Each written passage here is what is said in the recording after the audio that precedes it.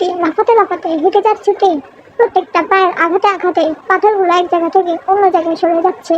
তে মাছের পাথরগুলো বল বানিয়ে খেলতে খেলতে হাঁটছে লম্বা কোমর পর্যন্ত। ঝুঁটি দুটো লাফানোর সময় লাফিয়ে উঠছে। সকালে শিশির হাওয়া এক অদ্ভুত ভালো লাগায় ভরিয়ে দিচ্ছে। হাঁটতে হাঁটতে চলে এসেছে অন্য পথে। স্কুলে আসার দুটো পথ। রেগুলার যে পথে যাতায়াত করা হয় সেই পথে হেঁটে স্কুলে পৌঁছাতে সময় লাগে মিনিমাম 15 মিনিট। আরেক পথে সময় লাগে 40 মিনিটের মতো। এই লম্বা পথে আজ এসেছে, সময় পেয়েছে এই জন্য। অবশেষে এসে দাঁড়িয়ে পড়ে এক বিশাল বাড়ির সামনে, যার জন্য কষ্ট করে এতটা পথ তার হেঁটে হেঁটে আসা।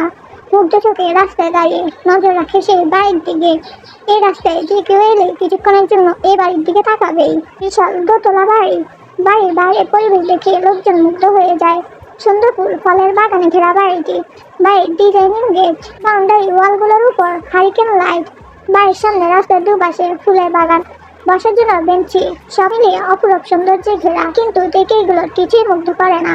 তাকে মুগ্ধতার আবেশে ছেড়ে নেয় বাড়ির এক কর্নারে দুতলা সহ জুড়ে থাকা বিশাল সেই কালো গোলাপের গাছটি, যার প্রত্যেক কানাচে কানাচে ফুটে রয়েছে অজস্র কালো গোলাপ, যার সৌন্দর্য আজ টেনে এনেছে তে নামের ছোট্ট মেয়েটাকে।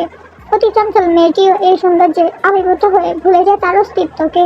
শান্ত হয়ে যায় তার পৃথিবী। নিষ্পলক চোখে শুষণে একগুচ্ছ কালো গোলাপের স্নিগ্ধতাপূর্ণ সৌন্দর্যকে। সুযোগ পেলে চলে আসে এই বাড়ির সামনে কালো গোলাপ বিলাস করার জন্যে। তার খুব ইচ্ছা সে এই ফুলগুলো নেবে, কিন্তু কখনো এই বাড়ির ভিতরে যেতে পারে না, কারণ একেএমবি জিয়ন নামজুনের বাড়ি।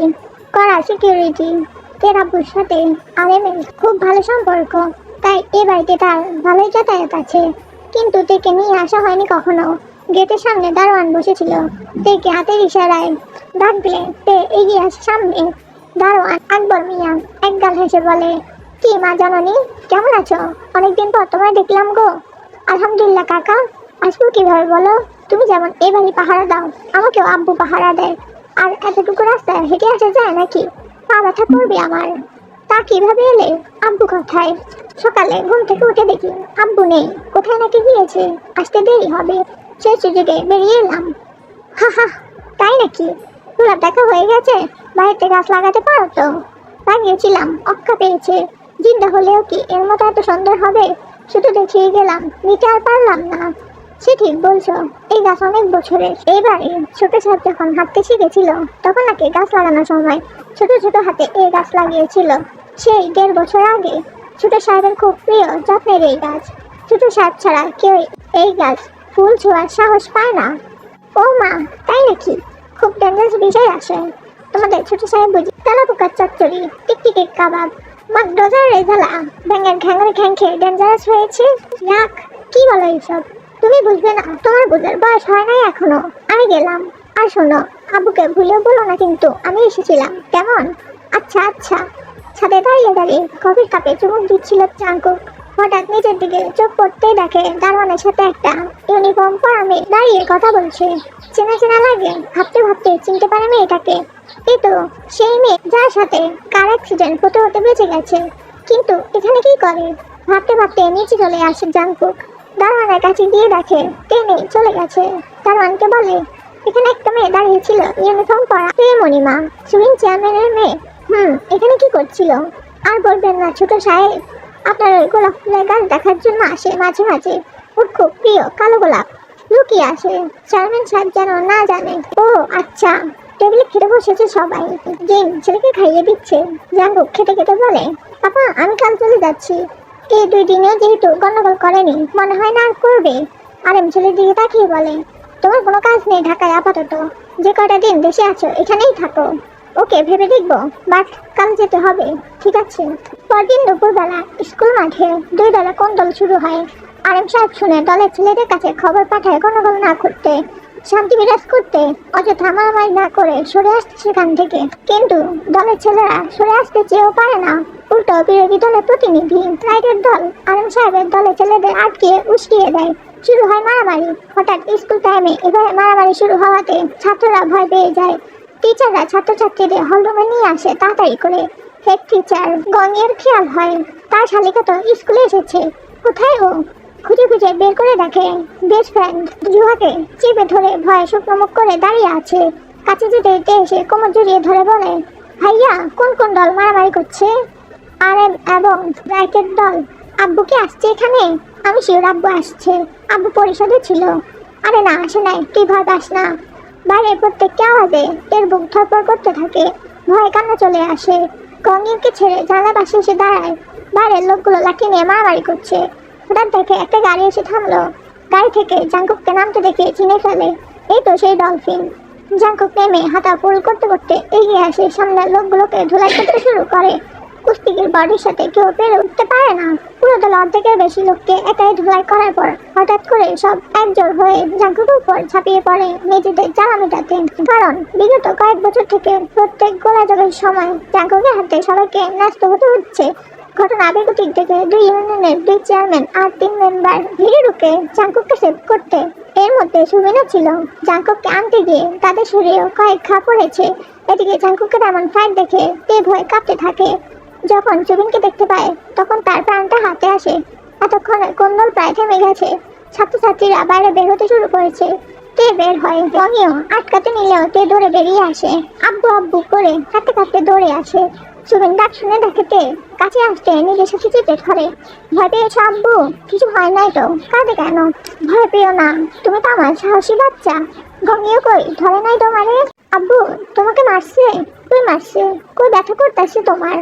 আমার মারে নাই তো, আমি দেখেছি তোমার কাঁধে লাঠি লেগেছে। তখনই গঙ্গে এসে দাঁড়ায়। সুবিন গঙ্গের উপর রাগ দেখায়, ধরবে না তুমি ওকে? দেখতে দিছো কেন? ভয় পাইছে তো? গঙ্গে কিছু বলে না, মাথা নুইয়ে নেয়। সুবিন তে চোখ মুছে চেপে ধরে কান্না থামায়। তে আবুকে জড়িয়ে ধরে চুপচাপ জাঙ্কুকের দিয়ে তাকিয়ে আছে। জাঙ্কুক অনেকক্ষণ থেকে এক দৃষ্টিতে তেকে দেখছিল। দুজনার চোখ দুজনের দিকে। তে শান্ত চোখে চোখ পিট পিট করে। বড় বড় পাপ রেখে নোনা পানি ছলছল খেলা গভীর নয়নে দেখতে থাকে জাঙ্কুক। সুবিনের ব্যথায় হুঁশ ফেরে। বাসায় যাও জাঙ্কুক, তোমার বাবা ফোন করেছিল। শালারা আমি চলে গেছি ভেবে গোলযোগ শুরু করে দিয়েছে। অর্ধেক রাস্তা যেতে দিল না। শালাগুলোর জন্য ফিরে আসতে হলো। ইলেকশন হলো কয়েকদিন আগে, এখন একটু করবেই, জিততে পারে নাই, টেস্ট দেখাবেই। 2 দিন পর সব ঠিক হয়ে যাবে। তোমার হাতে লাগছে, চলো বাসায় যাও। গাড়িতে উঠেন কাকা, পৌঁছে দিতেছি।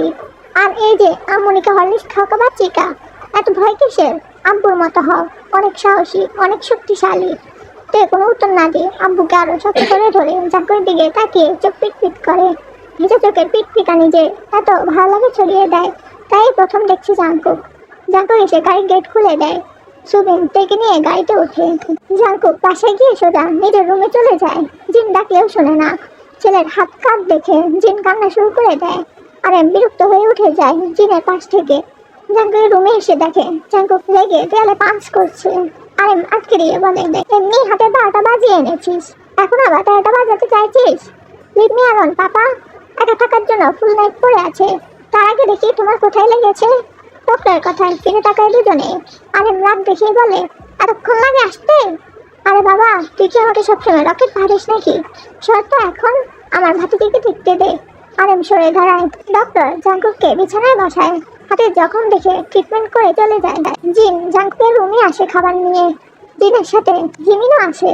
জিমিন আরেমের ছোট ভাই, চুহর মেয়ে। ওরা সবাই নানুবাড়ি গিয়েছিল, আজ এসেছে। জাঙ্কুক জিমিনকে ইশারা ডেকে কোলে নিয়ে বলে, কখন আসছিস? বিকালে।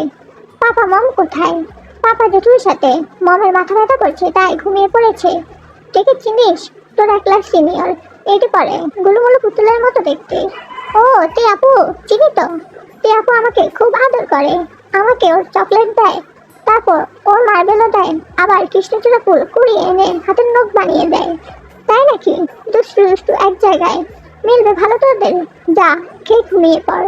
পড়তে পড়তে চকলেট খেয়ে যাচ্ছে তে। কান্না বন্ধ করানোর জন্য সুবিন আসার পথে অনেকগুলো চকলেট কিনে দিয়েছে। সেই চকলেট যে তখন থেকে খাওয়া হচ্ছে। এই তো চলবেই চলবে। সুবিনের রাগ হচ্ছে, এসব চকলেট খাবে নাকি পড়বে? খেতে খেতে কখনো পড়া হয়? কিন্তু কিছুই বলছে না। বললে যাও পড়ছে, সেটুকুও করবে না। একজন রাগ দেখিয়ে সুবিনের পেটে ভাত দিচ্ছে। আহ আসতে দাও না, এত টেস্ট কিসের? দিলে তো আমার বাচ্চাটার খাবার নষ্ট করে। এমনিতে ভাত খাওয়াতে পারে না, তার মধ্যে আবার চকলেট পেয়েছে। চকলেট খেয়ে পেট ভরিয়ে রাখবে। যে পর্যন্ত চকলেট শেষ না হবে সে পর্যন্ত মুখটা একটু শান্তি পাবে কিনা সেটা ভাবছি। রাতে ঘুমাবে তো? তে শুনে বলে, আম্মুনি আমি ঘুমাবো, আমার ভীষণ ঘুম পাচ্ছে, গুড নাইট। ইয়ঞ্জন আশ্বস্ত হলো। চকলেটগুলো রুম থেকে সরানো দরকার ভেবে তে রুমে আসতে নিলে দেখে দরজা বন্ধ করে দিয়েছে। অনেক দেখেও দরজা খোলাতে পারে না। সকালে ব্যালকনির জানলা দিয়ে উঁকি দেয় ইয়ঞ্জন। তে বিছানায় উবু হয়ে পড়ে আছে। বিছানায় চকলেটের খালি প্যাকেটের ছড়াছড়ি, গালের এক পাশেও চকলেট লেগে আছে। ঠোঁট তো দেখাই যাচ্ছে না। ইয়ঞ্জন কি আর বলবে এই মেয়েকে। কত রাতে যেন ঘুমিয়েছে কি জানে। দরজা ধাক্কিয়ে টেকে তোলা হয়, ঠেলে বাথরুমে পাঠানো হয়। আবার সে লেট। বাথরুমের দরজা ধাক্কা দিতে থাকে ইয়ঞ্জন। সুবিন শব্দ পেয়ে আসলে তে দাঁত কটমট করে বলে, তোমার মেয়ের জন্য আজকে নতুন লেপটপ বানিয়ে আনবে। ওকে বাথরুমে থাকার ব্যবস্থা করে দিচ্ছি আমি। ওর আর কষ্ট করে বের হতে হবে না বাথরুম থেকে। খাবারও পাঠিয়ে দিব 3 বেলা করে। সুবিন গিয়ে দরজা হাত চেখে বলে, বাবা বের হও। সুবিনের গলা শুনে তে বের হয়। খেয়ে রেডি হয়ে হেলে দুলে স্কুলে যাওয়ার পথ ধরে। স্কুলে না গিয়ে পাশে বাজারে যায়। বাজারে গিয়ে সালমান খানের হোটেলের সামনে এসে বেঞ্চিতে বসে। ও সালমান ভাই, বড্ড ঘুম পাচ্ছে, একটা হরলিক্স চা দাও তো। সালমান ভাই হাসতে হাসতে সামনে এসে বলে, হরলিক্স তো বাসে রেখে আসছো বই না? ও তাই তো, তাহলে একটা নীল চা দাও। কি নীল চা আবার আছে নাকি? আগেকার মানুষ তো কাপড় সাদা রাখার জন্য নীল চাষ করতো। ওইটা তো সোডা। উফ, ওইটা না, আমি তো নীল অপরাজিতা ফুলের চায়ের কথা বলছি। কি ফুল দিয়ে চা? এগুলো কেমন চা? আমার দোকানে ওসব পাবে না। আচ্ছা তাহলে হলুদ চা দাও, গুচ্ছ গাদারটা দিও। চার পাতা গাদারটা ভালো লাগে না, এগুলো আমার দোকানে পাওয়া যাইব না। আচ্ছা তাহলে সাদা গন্ধরাজ চা, গোলাপি গোলাপ চা, বেগুনি নয়নতারা চা, সবুজ জবা চা, সাদা কমলা শিউলি চা, হলুদ সূর্যমুখী চা, খয়েরি পাতাবাহার চা, লাল শাপলা চা, কালো গোলাপ চা। এর যে কোনো একটা দিলেই চলবে। সালমান খানের মাথা ঘুরার উপক্রম। নিজেকে সামলিয়ে বলে, বই না, তুমি কি আগে এর কোনো চা খাইছো? আমি খাই নাই, তবে আমার পুতুল খেয়ে বললো খুব মজা, তাই ভাবলাম আজকে আমি একটু টেস্ট করি। সালমান এবার সত্যি সত্যি মাথা ঘুরিয়ে ধপাস করে বেঞ্চে বসে পড়ে। পেছনে বসে অ্যালেন ভাতিজির এসব আজারের কথা শুনে আর বসে থাকতে পারলো না। সামনে এসে ডাক দিল, তে জেঠু, কি চা খেতে এসেছো? দুধ চা। ওই সালমান, আমার মাকে 1 কাপ দুধ চা দে। তে দুধ চা শেষ করতেই অ্যালেন বিল মিটিয়ে তের হাত ধরে স্কুলের দিকে হাঁটা দেয়। এতক্ষণ বসে বসে চায় চমক দিতে দিতে সবটা দেখছিল জাংকুক। এখানে আসলে সালমানের দোকানে প্রায় চা খেতে আসা হয়। এই দোকানে নিম্ন শ্রেণী থেকে উচ্চ শ্রেণী সবাই বসা হয়। অবাক করে বসে আছে জাংকুক, তবে হাসিও পাচ্ছে তার। বিল মিটিয়ে সেও চলে যায়।